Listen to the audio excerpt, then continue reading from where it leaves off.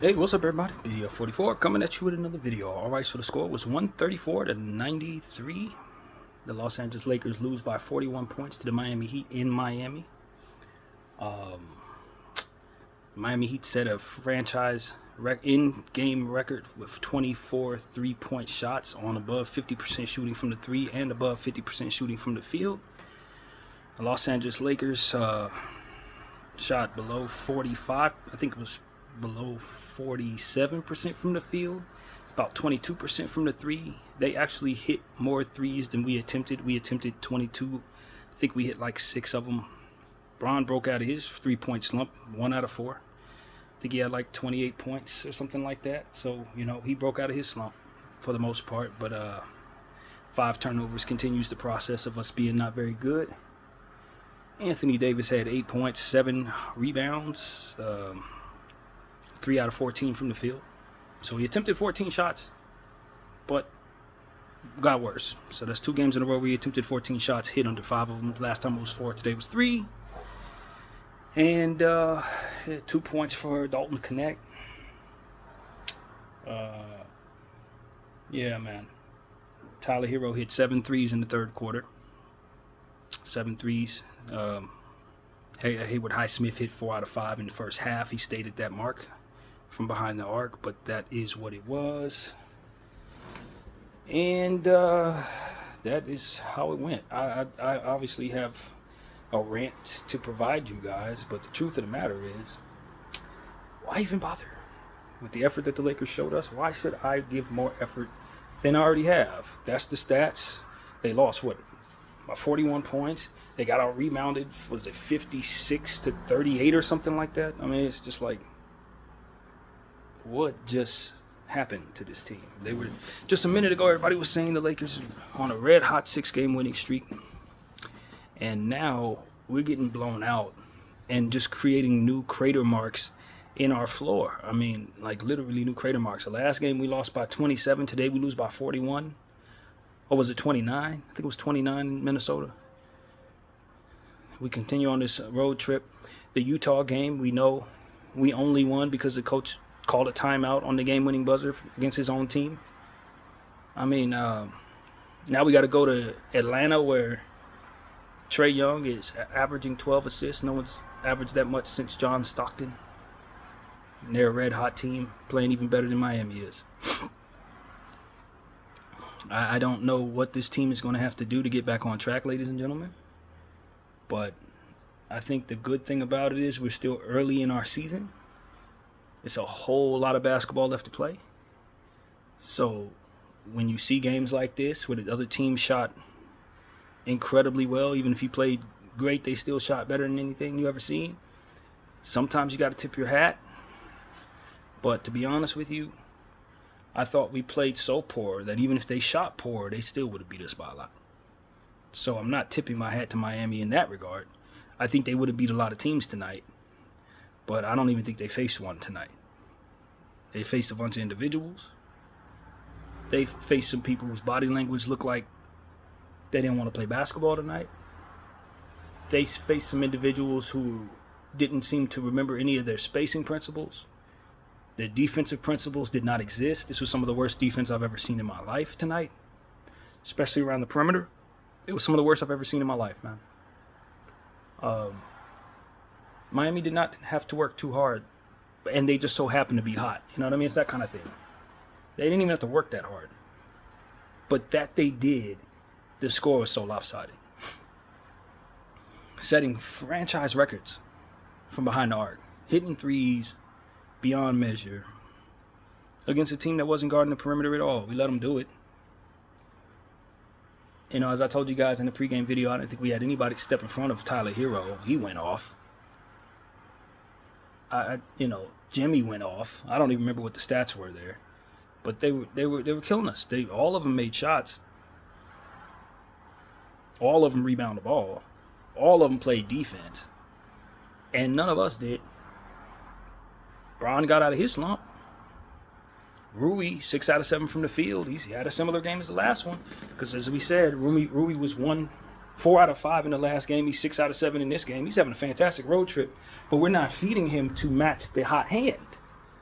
when you got a guy who has only missed, 2 shots in 2 games, but he's only attempted like 11 shots? Like that right there tells you there's a lot wrong right here. There's a lot wrong. You know, D'Angelo Russell had an okay game. I think he walked away with like 10 points, 8 assists or something like that. God knows I don't remember them stats, man.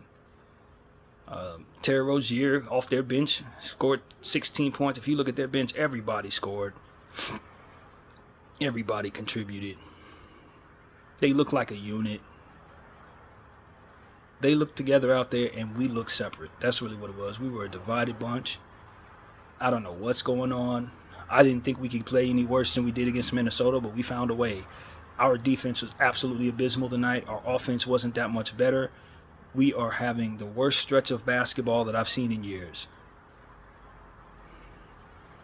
And there's a lot of narratives going around that we need to apologize to Darvin Ham, but Darvin had his own problems. His team was what they were, and I think a lot of what it is that we're seeing right now has to do with people being just fed up of him and being together in the process that he was in control of. I really believe that. I don't think JJ has much of a chance to gain the attention of this team because they had already checked out 10 times over with the last coach while together. And you know, that's what it really comes down to. This is an exhausted bunch, mentally exhausted, physically.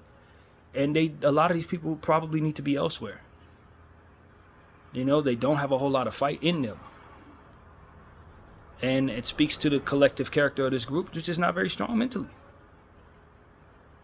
And we were calling that out when we were losing those 3 games last week or the week before that, when we went on that 3-game losing streak.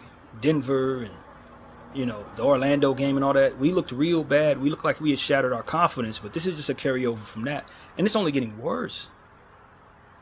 Tonight was just a new low. Like I said, we keep digging in the crates to see if we can get any lower than hell, but we're down there, believe me. We couldn't beat a piñata with a baseball bat tonight. We really couldn't. And at this point, I don't really know if I even want to watch any more of this. As a fan, I don't care to watch this. You know, I only halfway paid attention to this basketball game. Started early. I'm sick of these early games to begin with. But like, I was eating lunch rather than dinner, for this particular matchup, whatever the heck the meal was. I was eating it, doing dishes, you know, doing a little exercise. Like, I'm not gonna be checked into this basketball team when they're playing like this, man. I'm not. I'll be doing it for you guys, trying to keep up with them, look at the stats. But I glanced at the TV a couple times. I was listening to it the whole time, but like, my eyes were elsewhere, man. I just don't care to watch a basketball team wear the colors that I grew up loving and be thinking about themselves. They're unhappy because they are losing games. They're unhappy because they had a bad coach for a long time. They're unhappy because this, that, and the third that has to do with their unhappiness. So they don't show up for my team. They put on my uniform and they display their frustrations within themselves. And that's human, but it ain't something I want to see. Because I'm a real Laker fan, and I take a lot of pride in this. And that's the only reason why I even started this channel, because it's a passion of mine. So anybody can wear this uniform, but not everybody deserves to. And the guys who wore this uniform tonight definitely do not deserve to wear it. They don't deserve to. And I get it. They're tired. They're missing Austin Reeves, and he does a lot of energy stuff that ultimately helps us. But what would he have done around the perimeter tonight? Defensively. Like, honestly, he's not a great perimeter defender by any stretch of the imagination. He would have gotten beaten by 41 tonight, too. I like the energy I saw out of Max Christie. I like the energy I saw out of Trey Orey. That's about it, man. LeBron James was looking for his. He found it. He got a couple passes off to Gabe Vincent here and there, but he was looking for his. And Anthony Davis, I'm not surprised by anything I'm seeing from Anthony Davis because he's shown me this. This is why people don't really honor him at the Defensive Player of the Year, MVP. This is why he ain't going to get them rewards. Because he has stretches like this where he checks out or doesn't care for the offensive end or, you know, is passive in allowing other people to get the ball when he needs it. When we were winning, he was scoring 35 and 40 points a game. Now that he's down here in the 8-point range, we're getting beat by 41. I mean, it's clear to see his production's what's missing. We go as he goes, whether he like it or not. So if he ain't going to show up, we're not going to show up. If he goes off for 41 points, guess what the score is? We're in overtime right now. Lord only knows what motivates Anthony Davis, but I can tell you right now, he's not motivated. He's not motivated. And I for one, am sick of it. A guy with that much talent who can go up as high as 60 points on a great night has 8 points and is fine with it. 14 points, 16 points, 18 points. I don't understand this. I've never seen a great player be so comfortable being so bad. Seriously. I've never seen that. Anthony Davis is the only player I've ever seen like this. That's capable of scoring 65 points, but walk out of an arena with 8 points. Like, it's just, you know what I'm saying, man? I'm sick of living and dying with these people's stuff. This bipolar energy that these guys bring to this team. Some days they believe in themselves, other days they don't. Some days they have the energy to fight, other days they don't, and we just gotta live with it. And I, for one, don't respect it. I grew up on Kobe and Shaq, and people didn't have motors that turn off. They didn't bow down to nobody. They weren't smiling at the end of losses. They breaking stuff. They cussing people out on nights like this. These guys are just going to walk, get in the flame, go to the next arena. You know what I mean? Like, they shake it off. It doesn't bother them that they get beat this bad. It's us, the fans, that it bothers that we get beat this bad. These guys, they don't care. Check come on time. They go home to their luxury. They put on their Miri jeans and their Miri shoes and all that. They cool, man. They don't care nothing about, we lose, win some, you lose some. We got a championship when we did. We're thankful for that. We're wealthy. Got all the leverage in the world. Let's play another game. Tomorrow, we'll see what happens. Maybe we'll show up. Like, it doesn't bother them that much. And that's just what it is, man. The fans passionate, but these players, dude, Anthony Davis and LeBron, they cool, bro. They cool. They getting beat by 41. They smiling and laugh a little bit. Like, that's just, that does not resonate with the Lakers. We have been established as a franchise for a long time, many years before I was born. And many people came in this uniform that cared a whole lot about winning and losing, man. So when you put on our uniform and that's your attitude, we really don't resonate with that. You can stay here 7 years, 10 years. You can stay here 20 years. If that's what's going to be your attitude, you got to understand the foundation of care that has already been established before you got here that is in us as the fans. We really care about this. And while I can appreciate the other aspect of it to where you're not getting in fights, you're not throwing stuff around, you're not, cussing out the media and stuff when you lose. There's an extreme to that I wouldn't respect. But the passiveness of this and the laissez-faire attitude that they use when they put on our uniform and the even keel, I guess, attitude to explosive losses is something that I don't identify with nor appreciate. There's no passion in it. They're passionate about certain things that have already been accomplished. They got their hundreds of millions of dollars, billions of dollars, whatever it is. They've lived their dream. They're in the NBA. They have, like I said, their leverage with whatever they need. And those are the things they're most passionate about. Basketball is just a way for them to keep the leverage of the things that they truly are passionate about. Power in the league and, fashion or whatever it is. You know what I mean? Like, these are wealthy people who go home rich regardless. And that's the attitude I get from them. They go home rich regardless, fam. They're not really worried about what us brokies think about how well they performed in a basketball game. And personally, I just think that that's just what comes with where we're at. There's more money to go around. So people are going to get more wealthy. And as more wealth comes in, the more relaxation comes in with ineptitude. Nobody's going to pay these guys $100,000 again. That's never happening again. The money's going up. And the attitude is going to get less and less concerned. And more comfortable with whatever, however. Fans don't matter. And I mean, we don't matter. And so that's what I believe. That's how I feel watching this basketball game. They could care less that we're really passionate about this. They could care less that some of us don't really have lives and all we really care about is waking up, seeing our team succeed, win a championship. Like, they don't care about that. Their attitude to us, better get you some money. You know what I mean? Literally. So I'm fine, man.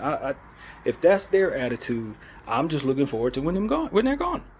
And bring us some other players who don't have that attitude, man. Bring us some more psychopaths who really care about winning basketball games. Like, that's how I feel. Let's just wait this era out, and they can go into their retirement, enjoy their wealth, and bring us a new wave of people who are going to put on this uniform and care a little bit more, if possible. If possible. If such people exist anymore. You know, literally.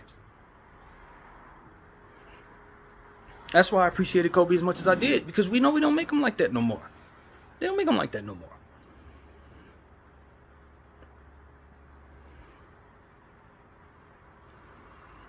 So, I don't know, man. That's what just came to mind as I was looking at the stats, looking at how that game went out, you know, how sad this team went out, and I realized nobody's sad. They may be checked out, but they're cool. It sucks, but it only sucks because they gotta listen to people like us complain about how we want to see them play better. Listen to people like us say we want to see changes and make people get traded so we can have players on the team that are actually going to fight for us. That's as much as they care. The annoyance of it all. It's like, Jesus, we got to hear this media, got to hear these narratives. You know, they're annoyed. The loss itself, if everybody would praise them for losses, it would be wonderful. They don't mind if they lose. Did the check come on time? Yes, all right, then we won. What's a championship trophy? I can buy 1,000 of those. What are you talking about? A championship ring? I can buy one of those when I want to. Earn it? For what? Just make sure the check's on time. That's all they care about. So for me, I'm just like, man, that's fine. If that's how y'all feel, cool. I'm going to be watching out the side of my eye, and I'm just going to wait this out. I'm going to request every day on my channel to not, you know, give up any picks to improve this team. This is why I'm on this level with this. This is why I said, yo, let's trade people. Not trade our picks, but trade some of these people. Get them off the team. Let's reset. Let's start over. Don't mortgage picks for people who already won the game that they're looking to win. You want to be honorable to LeBron James like his name is Kobe Bryant. I don't understand it. He's won. He was considered the GOAT before he even got here. The Lakers are a luxury for him. It allows for him to be in Los Angeles, go out and be treated like a king, just like he feels he deserves. With all eyes on him. Whether he wins or loses, it doesn't matter. Anthony Davis, he doesn't want the pressure of being a number one. Let LeBron handle all of that. I can just be great, and when I don't play well, it's never my fault because we got LeBron. The real Anthony Davis is the guy we saw at the free throw line against Orlando after he missed the shots, and how the energy and the confidence just removed from his spirit. That's the real Anthony Davis. That's what I feel. Lacking in all confidence, and so he wants to be a number two, so that when he goes for 70 points, he can get praise. But when he goes for 8 points, people are looking at somebody else. I'm cool, bro. I'm cool. I've seen enough. I'm not saying we need to blow this up or make any brash moves. Let's just finish the season. If you can make a trade that doesn't involve us doing any picks, stay the course. Stay the course just like they stood the course after they get beat by 41 points. Don't do anything drastic. They're not going to demand a trade after this game. I don't think we should demand our team do anything drastic after this game. Even keel. We follow their energy. Match the energy of the stars. They're going to be cool whether we win or lose. We need to be cool whether we win or lose. And keep your picks to the chest. You know what I mean? Keep them close. Keep the picks close. Don't give away picks. Try to get some more if you can. Because your rebuild is imminent. Bron is going to leave when he feel like leaving. AD is going to do whatever he feel like doing. So if you're doing anything to invest in them, you better know what their interest is. That's what I would tell Jeanie Buss. You've already done enough in that vein. What has it gotten you? What has drafting Bronny James gotten you? But a lack of roster spots and a need to do things backwards so that people don't outshine other people on the team. Can't play Quincy Olivari even though he's better than everybody. Why? Because he's going to outshine Bronny. That's the narrative, and it looks true. Gotta hire JJ because he's LeBron's friend. Like, all this stuff you're doing for LeBron, is it really panning out? All the stuff you felt you need to do to keep the star happy, is it giving you the short-term results that you were hoping for? Maybe in the long term, Wemby will decide he wants to be here, or Luka because he sees this, but he's going to expect you to do this. This is what's required to keep them. And if what's required to keep the stars is ultimately you foregoing any chance of being any damn good, then this is ultimately what you're tumbling forward. When you bring the next star in too, you're going to draft his kid or his brother, and you're going to give them roster spots that make your team trash, and we're only going to get so far, and everybody's going to be fine. Because who cares if we lose, right? As long as the checks come on time. If that's the precedent you want to set, Genie, you're going to always have stars.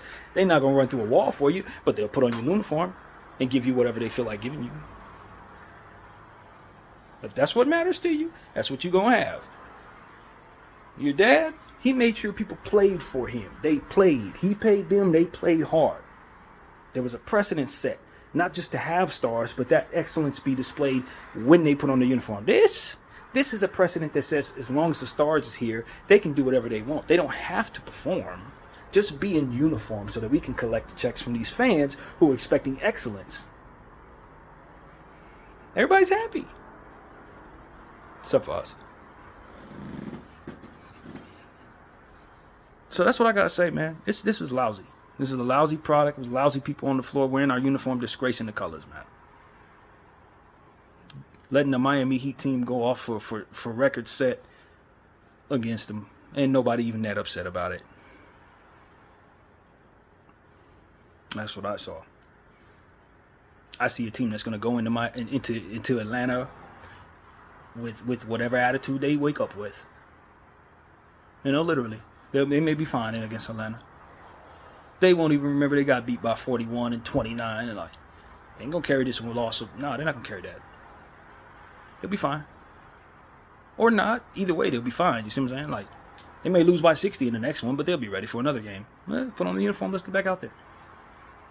Did the check clear? Yeah, all right. It'll be good.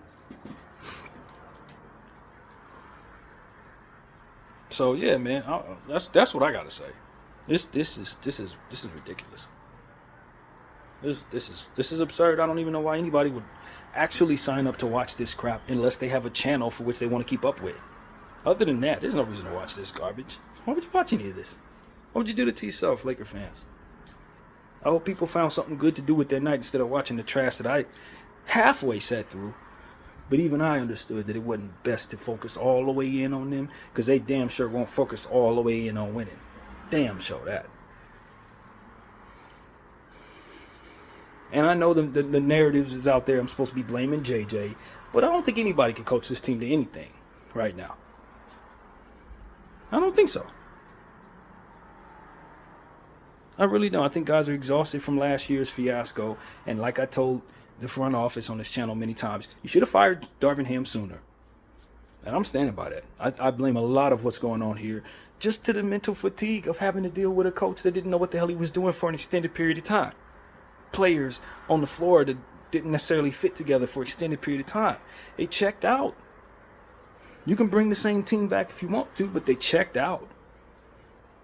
And with guys like this checking out, this is what it looked like.